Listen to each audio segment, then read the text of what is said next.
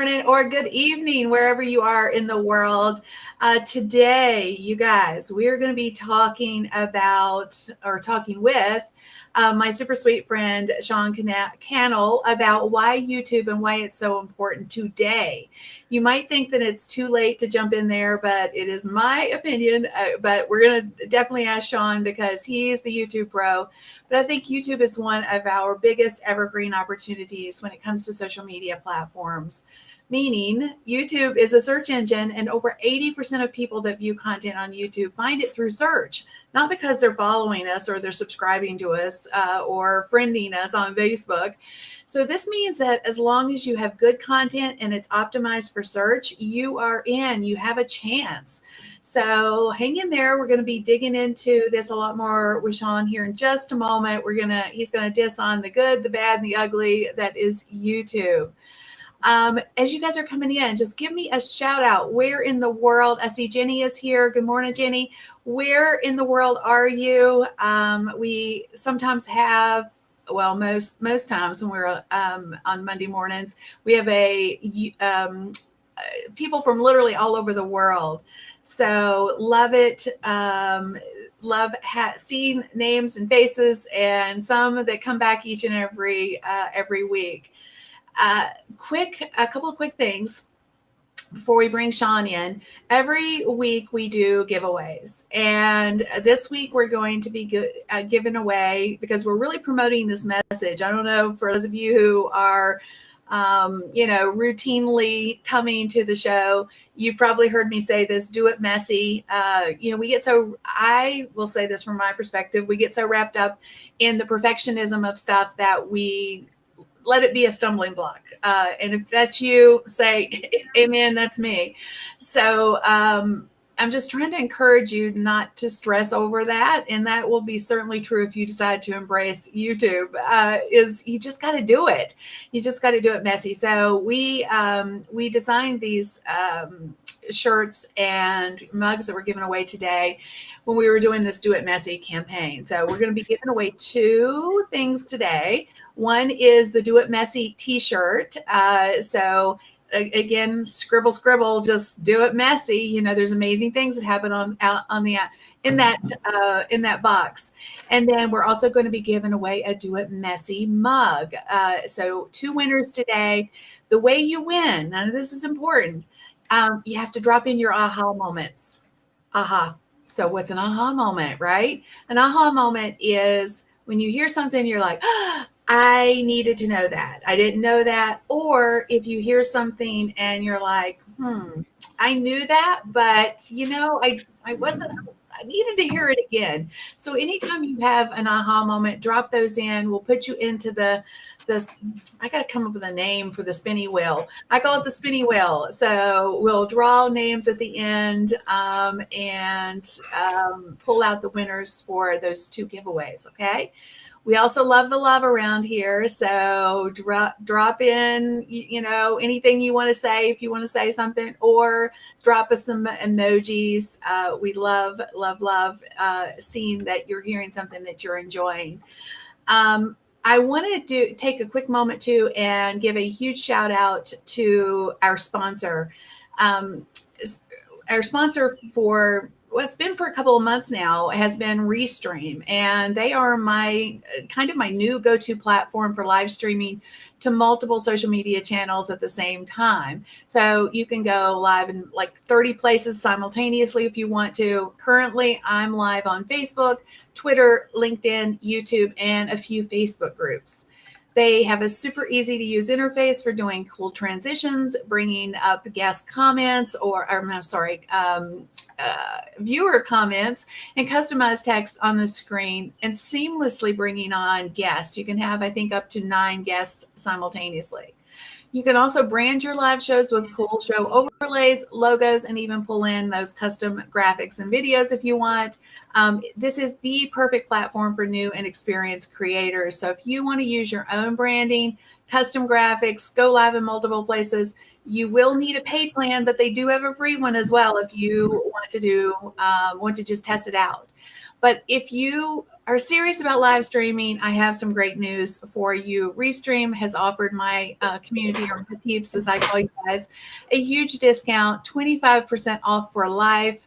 You can use the link we have in the comments to sign up, but make sure that you include that coupon code, which is KimGars25, to take advantage of this amazing 25% off deal. All right, so let me tell you guys about Sean. Yes, so he is famous for this saying, rise and grind. Every time I see him on, most of the time when I'm watching his content, it's usually on Instagram, interestingly enough. He does amazing stories. They're just super real. And so I always catch him on Instagram most days. And if you guys know Sean and you pay attention to him, is it on YouTube? Is it on Instagram? Where do you see him most? I'd love to hear where you guys are paying attention if you know him. And if you don't know him yet, you're getting ready to be like, wowed, because he's incredible. So let me tell you a little bit about him. He is the CEO of Think Media and the co-founder of Video Influencers. He's a YouTuber, an international speaker, one of today's leading online video experts, and the world's most watched YouTube strategist. Yeah, so are we blessed today or what? So Sean's YouTube channels combined have over 2 million subscribers, and his videos have been viewed over 50 million times, y'all. So he's no slouch. He's got this stuff going on. He's been featured in the 20 most watched YouTube channels that will change your business by Forbes. And then after growing a 6-figure income as a tech YouTuber, he built a 7-figure online video education company that he is currently running. So he lives in Las Vegas with his wife, Sonia, and his brand new baby boy. And his little fur baby, Sophie. So he has a Sophie too. Oh my gosh. So for those of you who know my fur babies, I have a Sophie. So that's pretty amazing. So guys, put your hands together for Sean. Hey, Sean. Woo! Kim, fired up to be here. Let me get my buttons straightened. Okay, there we go. For some reason, I get these buttons mixed up every week. But anyway, I'm fired up for you to be here too. Man, I'm so excited about YouTube and excited to be hanging out with you and your community. Well, always. I'm, when I need to know something video related or YouTube related, specifically when it comes to the tech end of stuff, like the cameras and stuff, like, dude, I just go directly to your channel and I dig in because you have amazing, amazing content. So we've got some hands coming together here. We've got Pamela there. Hey, Pamela, good to see you. Sue. I love it when people listen. It's not that they don't listen, but like when they hear something and they put it into emoji form, like, right? It's like, that's pretty cool. So Sean, I have a couple of like lead-in questions before we jump into YouTube, because I'm curious about the backstory, because I don't know your backstory. When you started Think Media, did you start it with the intention of it being a YouTube focused brand, or what was the thought process behind Think Media when you started it? I'm just super curious as to how that worked. Yeah, I love that question, Kim. And, I think entrepreneurs, a lot of us can probably relate to what ended up happening is at some point you either have to jump off the cliff, or maybe God kicks you off the cliff, and then you start trying to build an airplane on the way down. And in hindsight, once you've made it through all kinds of struggle and mess and multiple failures, people go, wow, it's so strategic what you've built. And you're like, I don't know. I don't even know how I ended up here. I mean, this kind of crazy. It was just a lot of pivoting along the way, learning that small tweaks lead to giant peaks. But I started video in 2003. I started shooting videos for my local church. I was just an intern before YouTube. The first YouTube channel I managed was 2007. And that was only 2 years after YouTube started. So I just was placed kind of in this position of learning video and of starting a YouTube channel. By 2010, a friend of mine, Jeff Moores, and I started an interview show in the faith space. We interviewed pastors and authors and nonprofit leaders and people building churches and building nonprofit organizations. We ended up posting about 250 videos on a YouTube channel. And so I had tons of video experience. I had some YouTube experience. And I started Think Media in 2010. And the only reason that I started it was I wanted a place to actually talk about the behind the scenes of video creation. And so to your point, it wasn't YouTube focused. We saw the power of YouTube, but not to the degree that like to teach on it, or people weren't even really talking about it that way. This is pretty early, but it was, for me, it was all about the cameras, the lighting. Live streaming wasn't even really happening yet, but later, eventually, how do you set up live stream gear? What software do you use? And that just came out of my own pain point of I took out a loan to start a business called Clear Vision Media in 2009, and I spent about $10,000 on gear, which was a good investment. It's kind of like a small business loan because I'm shooting wedding videos and whatnot, but I probably wasted about $4,000 of those dollars because I just didn't have the advice, the guidance, and I was just buying what I could see online and hoping to get the right stuff. So Think Media originally started as pure camera tips, how to use your camera. And then it evolved into my passion of believing that YouTube is one of the most strategic platforms that everybody watching, and really that people who haven't even made it to the platform yet should be using to grow their business, grow their influence, and make a greater impact in the world. So good. So have you, and I don't know if this is just true for me, but, and those of you watching or listening, have you ever been in the position where you give others advice, but you don't take it yourself? Oh yeah. Right? So that's me. I'm just going to be totally transparent, to fess up to the error of my ways, but yet I know it to be true. So I'll give you a quick, for example. So I had a lovely gentleman on a couple of weeks ago, and we were talking TikTok. And at the end, he's a young entrepreneur, very young in the space. And he says, "Hey, Kim, I know you've been doing this a long time. So what's the one piece of advice that you would give me as I'm just getting going here? And especially as it relates to content on social media." And I said, "Well, you really need to focus in on the platforms where you have the most evergreen opportunity.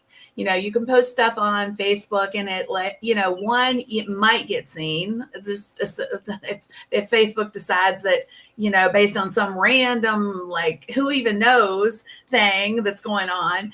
And then Twitter has the lifespan, a tweet has the lifespan of like 30 seconds, again, if you're lucky.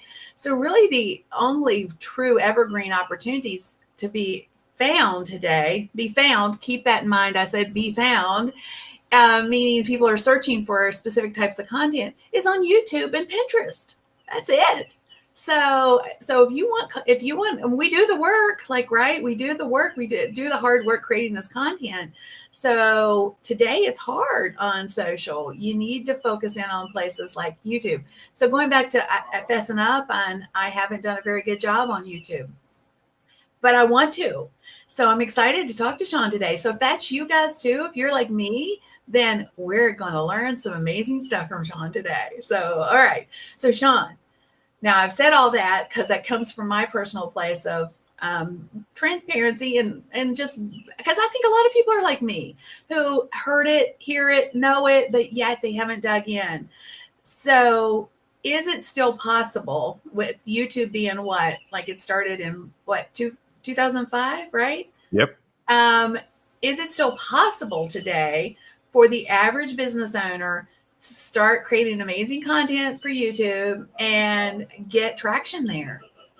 It's a powerful question. And I think, man, I just love this conversation in general, because as business owners, we are always trying to manage three things. We're trying to manage our time resources, our money resources, and our human resources. And if we're a solopreneur right now, we're trying to manage our energy resources and really come up with priorities of what's working and what's making an impact. And so, of course, someone like me is going to say that YouTube is where you should spend all your time. You should go all in, but you've got to make that decision in the moment. And sometimes social media in the moment might not be even the best move. Getting on the phone and closing some sales so that you can get some cash to give you a little bit more oxygen for a few months of survival in your business might be the biggest priority. But I think I want to start, Kim, with just the mindset.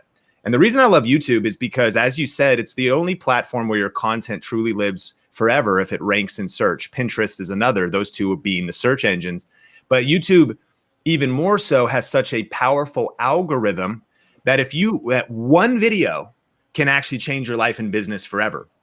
Sounds like a hype-filled statement, but it's really true. If one video starts to be found and searched by people and recommended by the YouTube algorithm, 75% of the views on YouTube come from suggested videos and recommended videos, then one video can be generating awareness, business, building your personal brand for you on autopilot for weeks, months, and even years to come. I have videos that are 10 years old that are still getting views. The mindset needed is a mindset that I believe everybody here has, but maybe they've never connected it to YouTube. It's the mindset of leverage. It's the mindset of shifting from trading your time for money and creating assets that work for you when you're not working. You know, YouTube is kind of like real estate. And the reason so many people want to invest in real estate is they might realize their returns this year might not be that high. Although in this market, they probably still will be. But even we just bought an investment property. We just invested $51,000 in renovations and another $20,000 into the yard. We're not going to have returns this year. We're going to go negative this year or about break even because of the ridiculous growth of the market. But our vision is not just for this year. It's for the next 2, 3, and actually 10 years from now, as we're going to Airbnb it, leverage it for business. And then we'll have made money in multiple ways. We will have been cash flowing the property. We have tax advantages, and the property will appreciate, especially in the long term. That's how real estate works. YouTube is like video estate. When you create a library of videos and a few of those videos rank in search, they truly passive income. They make you passive income for years to come. They could grow your subscribers and awareness for years to come. They can lead to leads and growing your email list for years to come.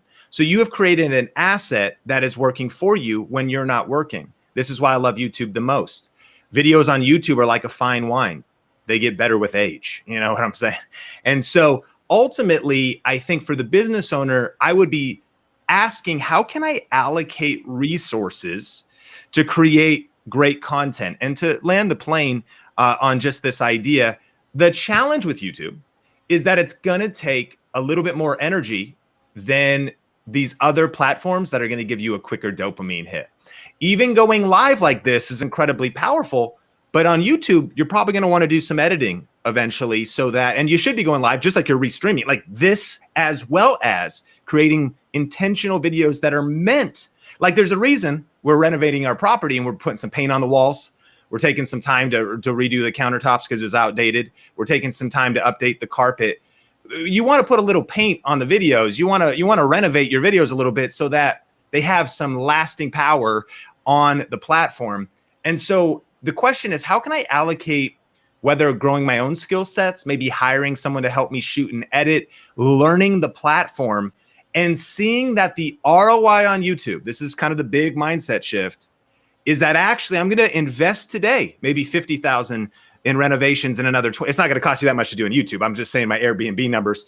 But I'm going to invest some days, some time, some money, maybe some gear, some energy, some of my learning. I'm going to allocate some time today to maybe not see quote unquote ROI this year. The problem with TikTok and Instagram, which is an opportunity, but it's also a problem, is the content can be short-lived. So you go, ooh, I got the dopamine hit today. Ooh, I got some business results today. By the way, you should do that. But I'm saying allocate time to be building assets that are a lot more valuable over time. And that's the power of YouTube. Okay, y'all, that was so good. And now I'm so convinced. I'm like, you know, what really kind of convinced me is, I don't know if basically, I loved your real estate analogy, but we all want passive revenue. We all want and that's what this is essentially, is, you know, everybody talks about passive revenue. So about 2 years ago, we got serious about our affiliate stuff. Like, okay, we need to make sure we go back and every place in my blog where I've recommended something, let's put, you know, make sure there's an affiliate link in there, blah, blah, blah. Anyway, took a lot of time and energy to do that. But now I have a 6-figure revenue stream that's affiliate based. So my point is, do the work. It's going to take a little bit more time, but the leverage, I get a check every month from rev.com, or I get a check every month from this place or the other place because I did the work on the front side. So I think there is no such thing as passive revenue because you have to do the work first. But then once you've done the work, then it continues to pay dividends for you over and over again. So yeah, so I'm excited about YouTube. So question, because I know we have all different kinds of people, and I know Caitlin, hopefully I said that right. And I've known you forever. I should have asked you, Caitlin. I want to say Caitlin, but it's probably Caitlin. How do you think podcasters can use YouTube? Now, I've seen some interesting ways, but I'd love your take on this, Sean. Man, I love this question as well. And I think, our mutual friend, Pat Flynn, suggests that the power of podcasting is it scales intimacy. You're in people's ears, literally while they're walking their dog, doing chores, taking a drive, and it's a passive listening platform. And you want to make sure that that audio experience is not compromised. And so that audio is the priority in podcasting. And he actually does not recommend video podcasting. But where I think we would agree, this is how I think a podcaster could use it, is I actually think that video podcasting is the path. And the decision you have to make is either committing to that and maybe working yourself through a couple more awkward episodes.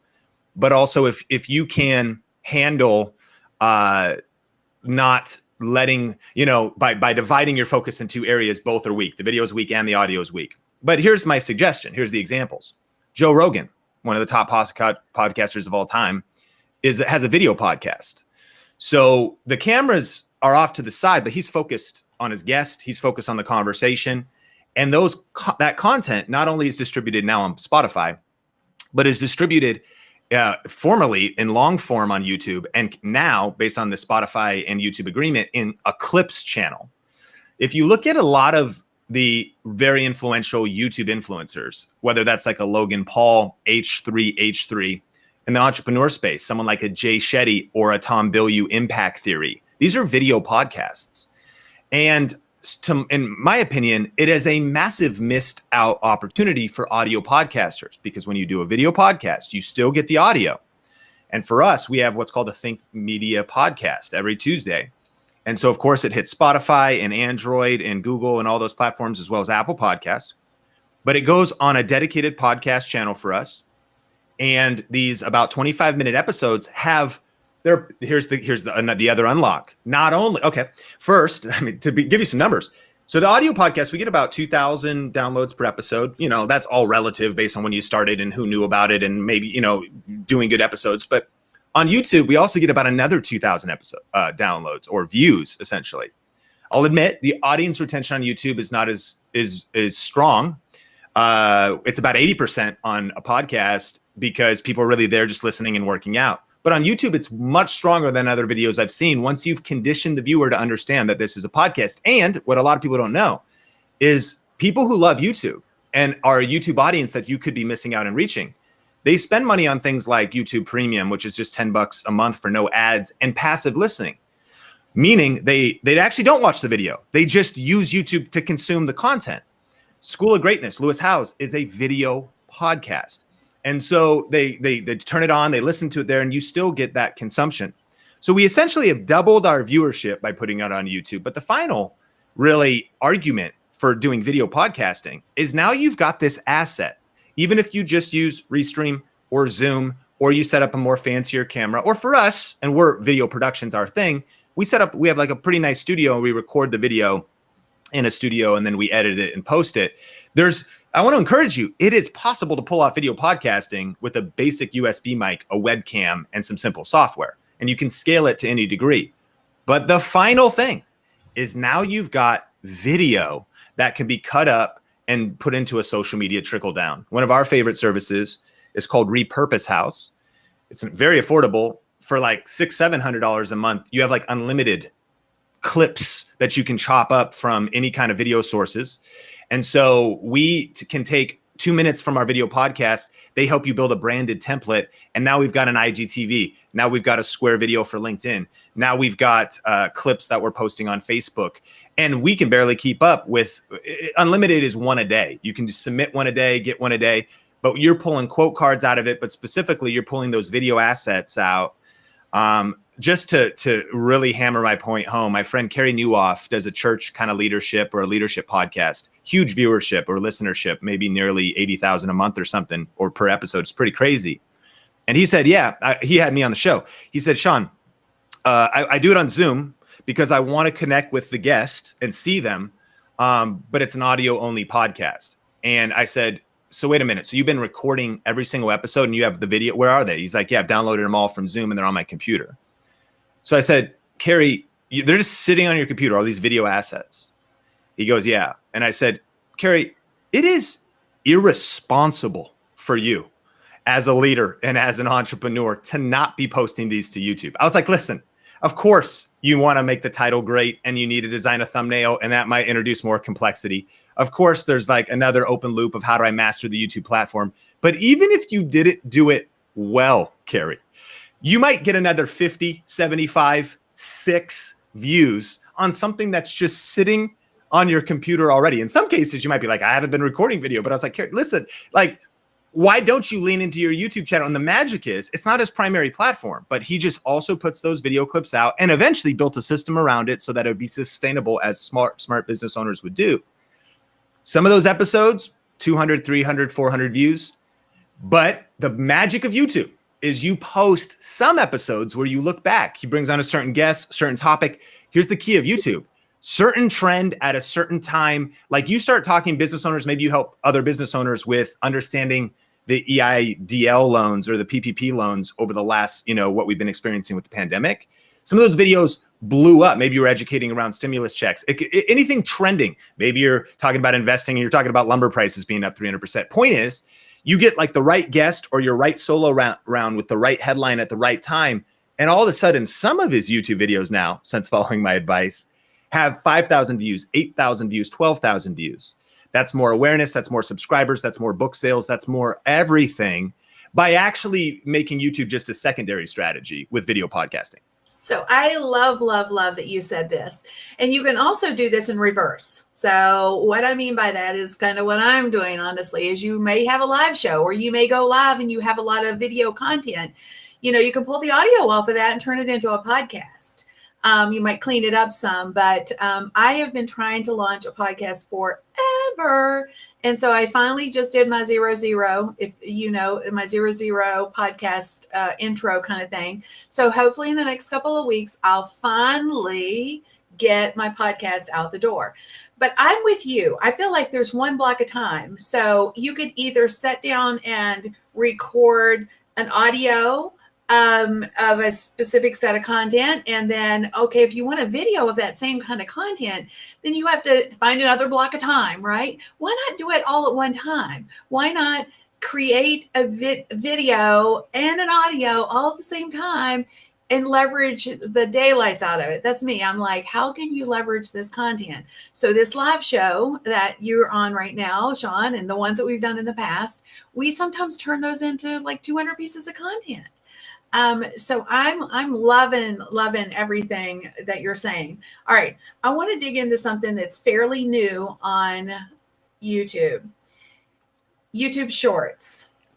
So like there's this whole, as you know, this whole movement right now around short form content, stories. I think TikTok led the way with a lot of this fun style content, short form content with 15 to 30 seconds, no more than a minute kind of thing.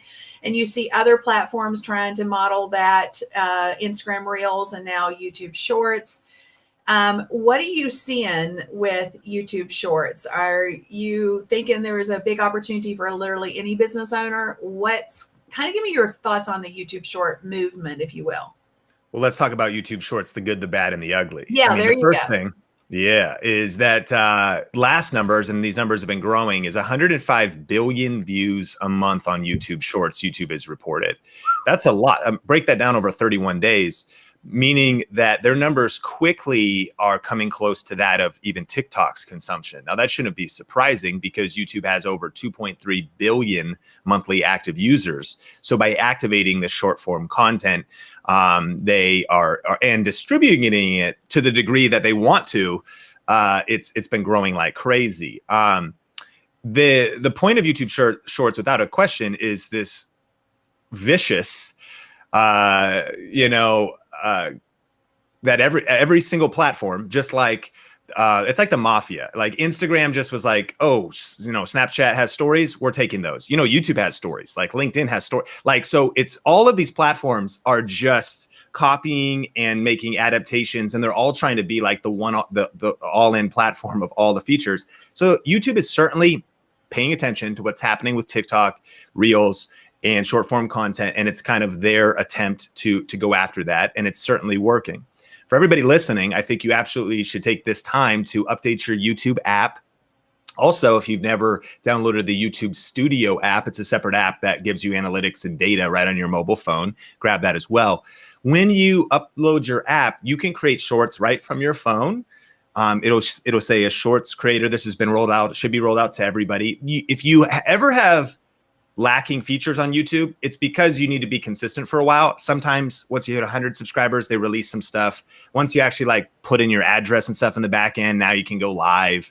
Once you hit 1,000 subscribers, you get your community tab. So if you don't have the feature at this exact second and you're just starting, don't be too worried. But essentially, you get a shorts creator that's not unlike Reels. You can integrate music, but only up to 15 seconds, although you can make a short up to 60 seconds.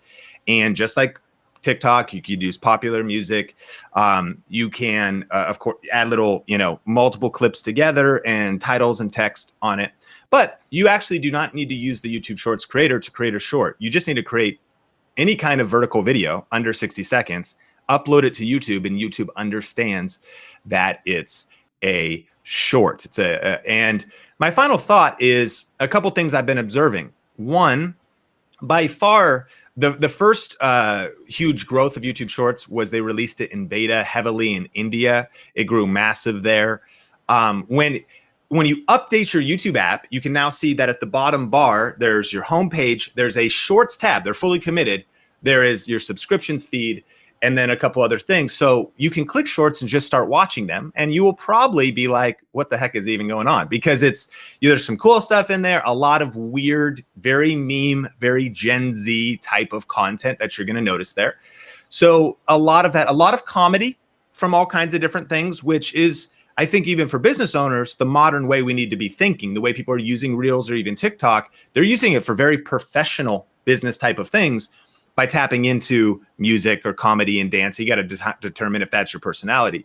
But the final thought is that I think it's something to pay attention to, and it's also something that's very much evolving. If you're watching this, you're wondering, well, where do I even see shorts besides that tab? There's now a shorts shelf. If you search Think Media, which is my YouTube channel, in the YouTube search bar, you'll see the channel, and you actually probably see a shorts shelf of the 5 shorts we've posted so far. So even in search on mobile, you're going to actually YouTube is pushing shorts in a major way. A couple slight rabbit trail is my wife and I, at the end of the day, we actually sit down in front of our smart TV and we watch a lot of YouTube, kind of just modern. We watch news and we watch all kinds of stuff. Shorts are not showing up on your smart TV. You don't really even have a way to access them there. And then on desktop, you can find them if you upload them on your main channel, but they're also going to be less recommended there. It's really that mobile experience. And so that's also where a ton of consumption is. I think it's actually less than 50% because smart TVs, that's like a whole other, like passive long form viewing of YouTube is a major thing. So it's kind of desktop, smart TV, mobile, but mobile's massive, close to 50%, if not more. Sorry for not having the right exact numbers. So then finally is what I'm seeing is the majority of shorts creators. Cooking is doing amazing. We have a couple students that are part of some of our programs. One, Plants with Lucia, has a plants channel, so gardening and how to water air plants. Kim, like she gets 1, 3,000, 5,000, 6,000 views. Her shorts, 55,000, 67,000 new subscribers. Awareness definitely happening there. And so depends on the niche potentially as well. Cooking's doing amazing, of course, entertainment. A friend of mine has a channel called Gone with the Snow Dog. She's got these like huskies. She started a dedicated shorts channel, and some of those videos are getting millions of views because people love the cute dogs, and she's always in the snow with these dogs, and she does vlogs, but she's cutting clips there. There's a guy named Jake Feldman who's one of the fastest growing YouTube channels ever, but he's doing kind of Minecraft Among Us type content. He's on his way to 10 million subscribers with a shorts only channel. And so business owners listening to that might say, cool, I need to be aware of that. How does that apply to me? The final example is you could look at, of course, many people would probably know Gary Vee, he's using shorts. Chris Do, who's an authority in graphic design and a lot of advice for videographers and designers, has had a couple viral shorts that are advice-based. He actually breaks down sales situations where he's repurposing content from like a live event or from an event where somebody said, what if a client comes to me and doesn't like my pricing, and they go back and forth, and that short got over 1 million views because it really got distributed to the right people. So people that are, if you're maybe doing self-help motivation, business tips, personal finance, it's something to pay attention to. But my final advice, Kim, for like the way we think is that I would be leaning into it, but I would not be letting go of just the tried and true proven content that works on YouTube, the live streaming, the edited videos, and that kind of stuff. Such good advice. So I'm curious because I had gotten some advice about starting a separate YouTube channel or a separate channel for just shorts. What's your thoughts on that? Like if somebody like I noticed Jill here has a paleo cooking business. So it sounds like that would be super perfect because not only is that that's very niche specific, for people who are looking for that type of content, Jill, I think you could do some amazing things there. So in her case, if she's not maybe done a lot of YouTube videos so far, she's just getting started, should she have a separate shorts channel or just lump everything together? I've seen it done both ways. So I'm just curious what your thoughts are. Well, I can talk about Jill. If I'm you, I would keep it on the same channel, and I would always experiment first. I want to encourage everyone, of course, that should be our stance as entrepreneurs is test, experiment, try. What we sometimes feel in social media is, if we commit to something, we have to commit all in, and starting a second channel is a pretty big commitment. It's like, I'm starting a short second channel. I'm going to upload 3 times a week and I'm doing it for the rest of my life. You're like, that's kind of intimidating. I mean, how about we just like upload 10 shorts first, see how they go? And so I would start, if you already have a YouTube channel, on your current channel. The advice there, we've uploaded about 5 or 6 shorts on our 1.6 million subscriber channel. And I was terrified. I'm like, are we going to destroy our channel? Are we going to lose all of our followers? Is everyone going to be mad? And if you come back to this foundational principle, is it serving the end viewer, whether they're on mobile or desktop? Because again, for us, the majority still watch on desktop where they're consuming at first. When the video is released, it's going to your subscribers. Even though it's vertical, even though you might be on desktop and there's some black, on the side or white on the side, if it still serves your value proposition and solves a quick problem, it actually, we found that viewer satisfaction is incredibly high. It's like, that was amazing. I didn't need a 5-minute video. You trimmed a lot of the fat off of that and you just got right to the point. We did one that was like 3 quick tips for getting the reflection of lighting out of your glasses.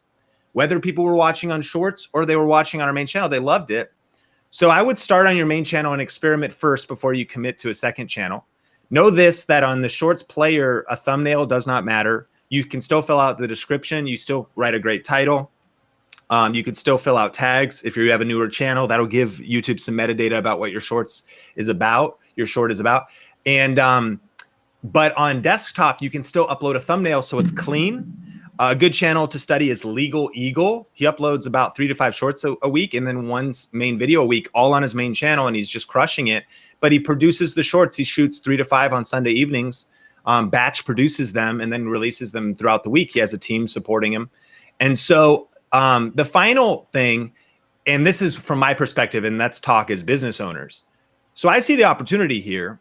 I want to start a channel called think media clips, not shorts. Clips so that I could cut down horizontal video that's also not under 60 seconds necessarily, just clips. We have 30-minute podcasts, a really good 5-minute section, a really good 7-minute section, or a really good 30-second section of horizontal. Additionally, as many shorts as we want and a place to experiment. At the level I am at, which is I've built a multi-million-dollar company, probably on the way to, past 6 mil top line this year. We have 20 people on our team. We have multiple different things we're doing. And I say all that because you might just be able to relate to being busy, trying to do something new. To me, one of my favorite books by Benjamin Hardy and Dan Sullivan is called Who Not How. The question isn't how do I start doing shorts to seize this opportunity? The question potentially is who is going to help me? Who am I going to put on this? And what I would say is that if you're bootstrapping and you're in the early, like you're just trying to actually generate that initial revenue, you're trying to figure, then maybe you're putting in your time. Then maybe you want to hustle and get on shorts because it's a current opportunity right now. But if you have an established profit generating revenue centers in your business, I would be asking about how could I put a team around or a person around the support of a second channel. That's kind of what I mean.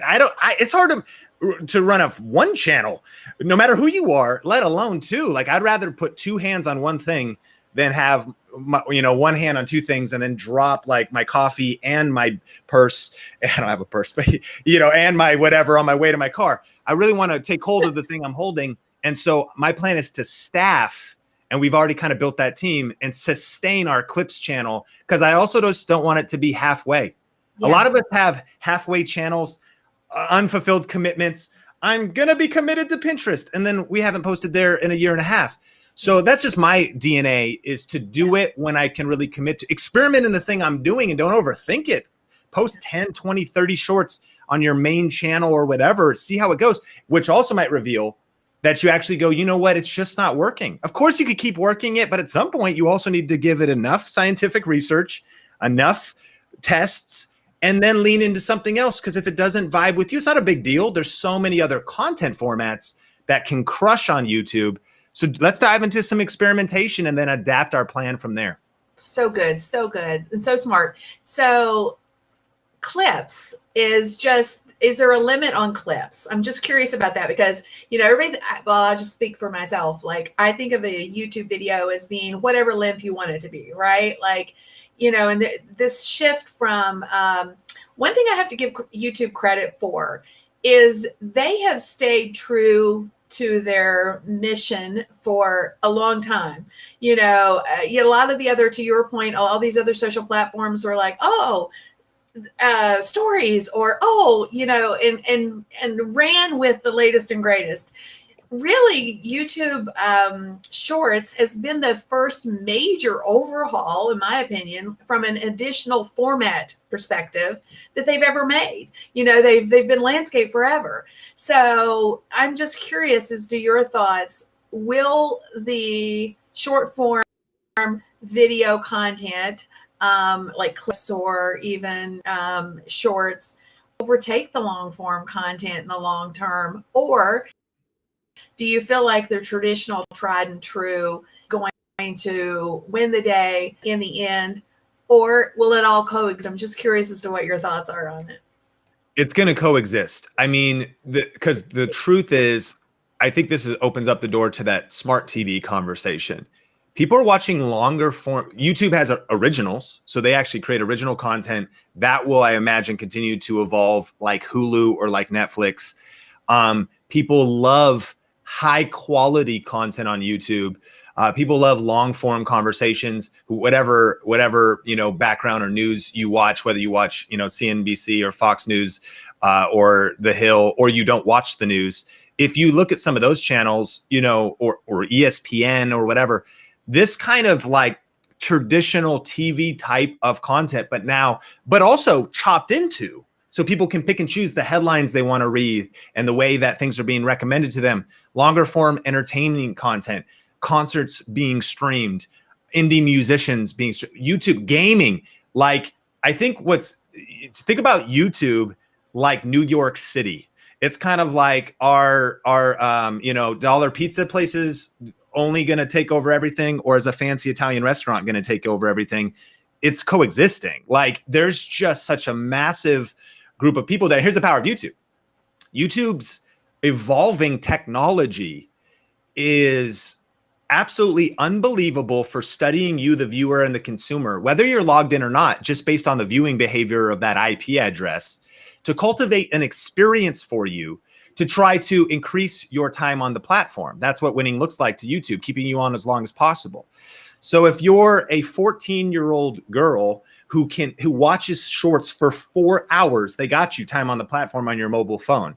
If you're 65 years old and studying how the real estate market is shifting, there's amazing content on YouTube, studying some of the leading voices in that, studying cryptocurrency, studying investing, watching the news, and you watch for an hour and 5 minutes at the evening on your smart TV, YouTube got you on the platform.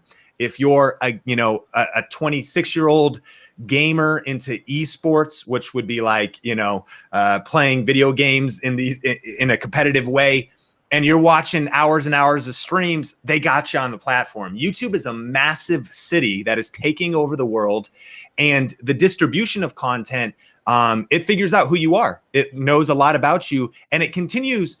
And that might be scary. All of a sudden people are like, oh my gosh, big, they're watching what I do.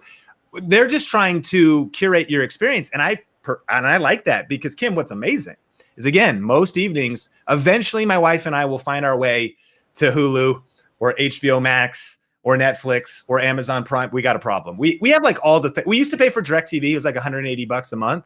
Now we probably pay like $300 a month for like every single service. You know what I mean? Like, oh, there's nothing on Hulu. Let's go over to Peacock.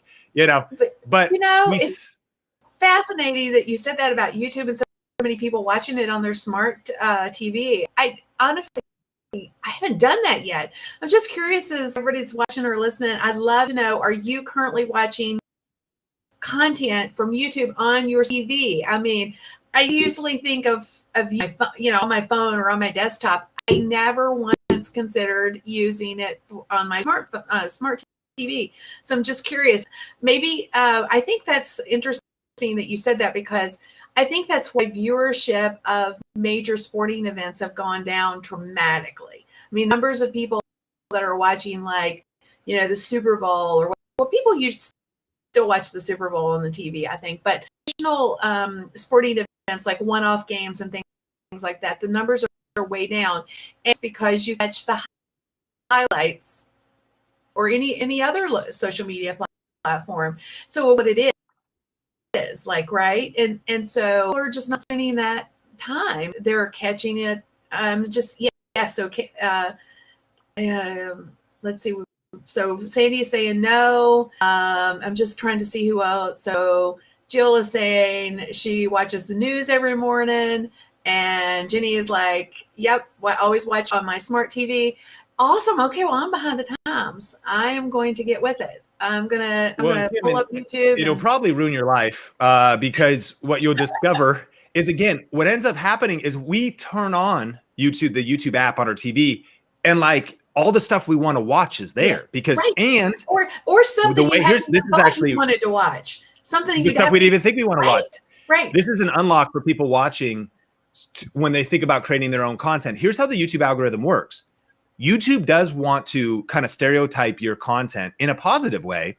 And what it does is, there are currently people watching content. For example, if you're watching content on understanding social media and live streaming, and you're watching Kim Garst, YouTube already knows, with her 4,000 subscribers on YouTube, what her channel is about from her library of videos.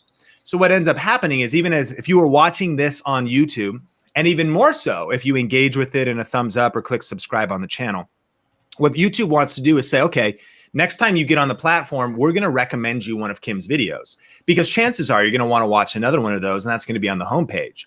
But what YouTube's also doing, and this is why you want to be consistent, why you want to post at least one video a week, why you want to be really clear in your titles and in your metadata, and then over time, why you also want to be specific in your niche. If you talk about 10 different things, the YouTube algorithm doesn't know what your channel is all about.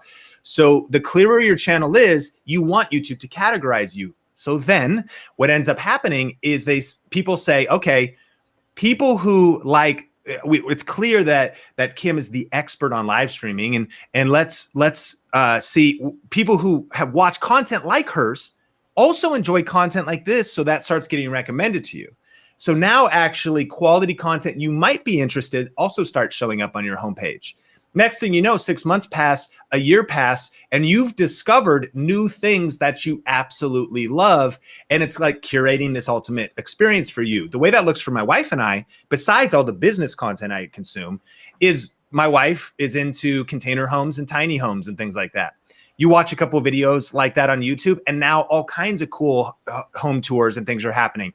It's sort of the evolution of, yes, we still love HGTV and Chip and Joanna Gaines. Come on, Magnolia, let's go. But we also are having this stuff recommended to us. So we're watching that. My wife loves animals. So we watch Mark Rover do the squirrel obstacle course. And we watched this 20-minute video, and I got my son with me, and we're watching, we love that. And now we're getting recommended these other things. Our video, our living room or our TV room is kind of adjacent to our kitchen. And so we might be cooking dinner, kind of hanging out, unwinding, and kind of passively watching YouTube. And even at the end of videos, videos keep auto playing. And over time, YouTube starts getting all these data points about you. What that tells me to go back to the research, as well as, because right now your homework's like, I just get to watch more YouTube. This was my favorite show. Like, I don't have to create anything. I just get to consume. You kind of should, because it'll help shift your thinking about how you could use YouTube yourself. But the ultimate power, I think, is thinking about studying YouTube. What kind of content are people watching? What are my competitors doing? What are adjacent industries doing? What content is working on YouTube? When you start, there's a voracious appetite that is never ending for the 2.3 billion monthly active users. So as soon as the video ends, they need to recommend another video. That's your opportunity. That's your opportunity to get into recommended. Jump on your 2 cents about whatever your niche is in business, and the discoverability. Even if nobody knows you yet in 2021 on YouTube, it's not too late to start. Channels are growing from scratch right now. That's the power of YouTube, is its distribution and its discoverability.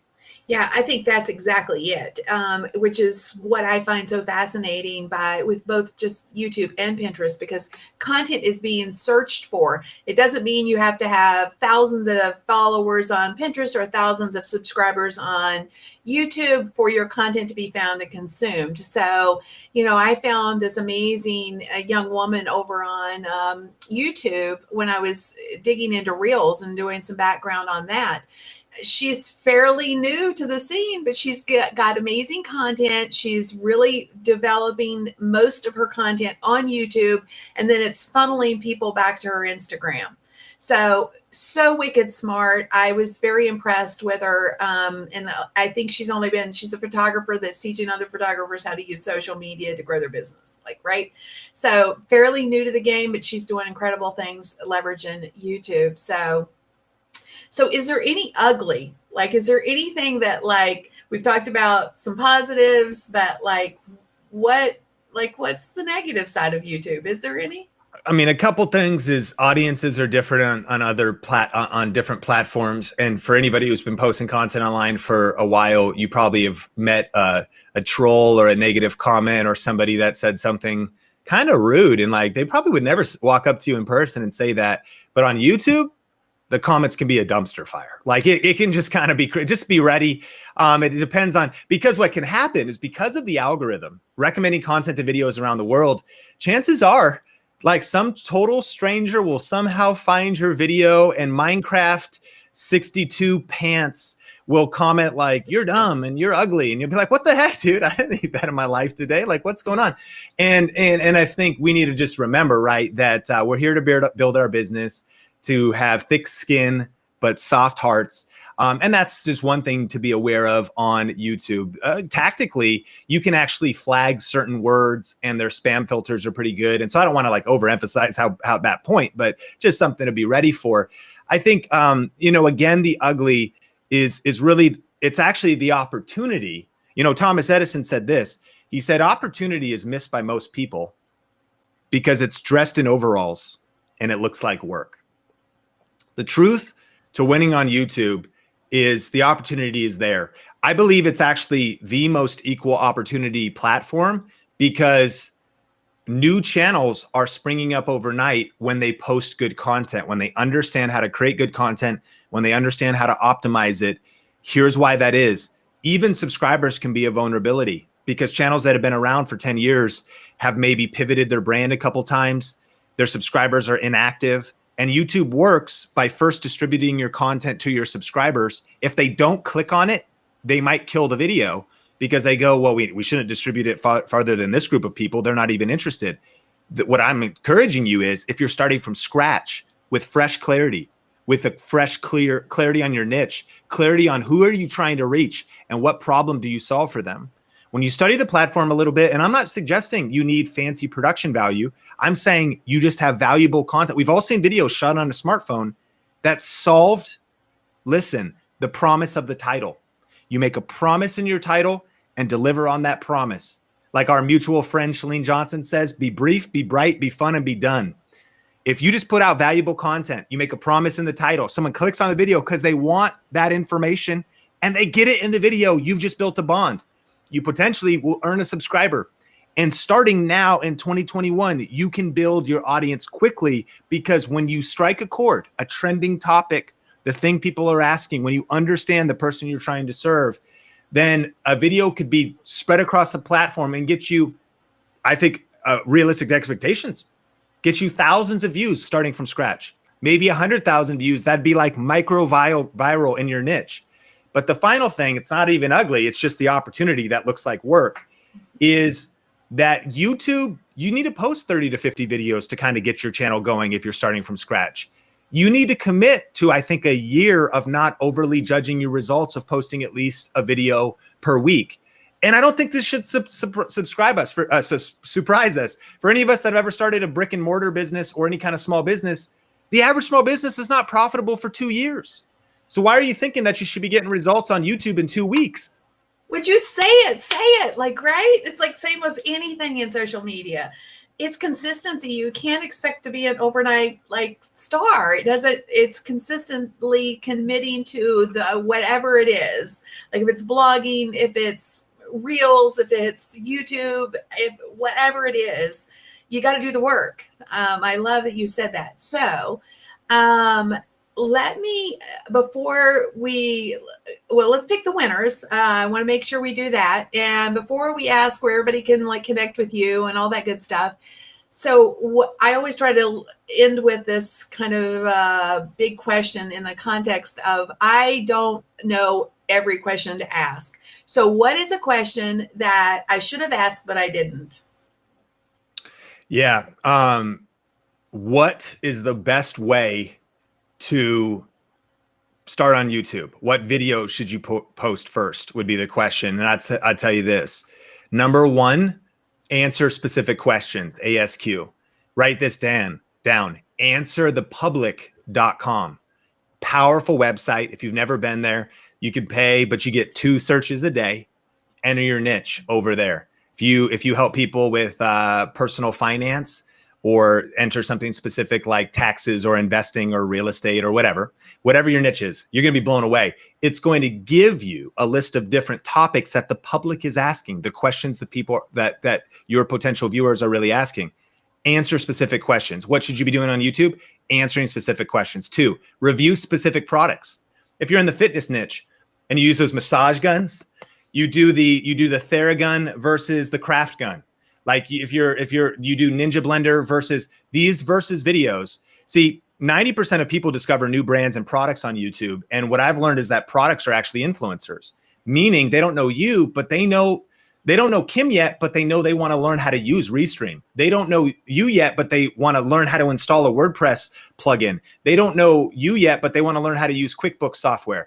They don't know you yet, but they're not sure how to actually operate, how to set up their Fairtrade account. I forget the name. Their TD Ameritrade account. So by doing tutorials, reviewing products, and even comparing ClickFunnels versus Kajabi, there's so much affiliate opportunity, but discovery opportunity. 3, teach specific skills. So if you use, those are the first 3 videos I'd do. I'd answer specific questions, I'd review specific products, and I'd teach specific skills. And I mean specific. And so sometimes people in personal development, they're like, how to manifest. You're not going to break out in 2021 on how to manifest. It's a little vague, but if you teach specific skills, remember what Kim just said. I was studying Reels. I met a stranger on YouTube. I discovered she was helpful. It created a bond, a specific thing about a specific thing. And there's always new things happening every single year.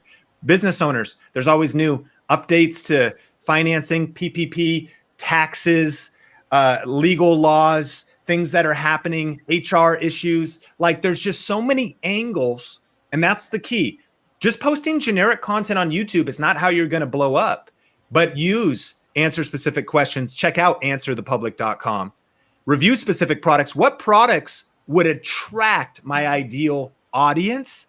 They don't know you, but they're looking for zinc supplements to boost their immunity. They don't know you yet, but they're looking for sleep tools to sleep better at night. That might be adjacent or directly related to your niche. And then teach specific skills.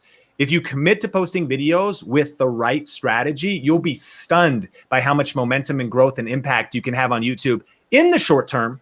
But if you commit to it over the next 2, 3, 4, 5 years, you can build an empire of passive income, of business growth, but of also passive impact. You're duplicating yourself. You're multiplying yourself on the internet. It's you times the 100 videos you've posted, teaching, serving, loving, helping through this powerful algorithm on YouTube and the second largest search engine in the world. So I want to encourage you, get started, punch fear in the face, punch perfectionism in the face, and just press record.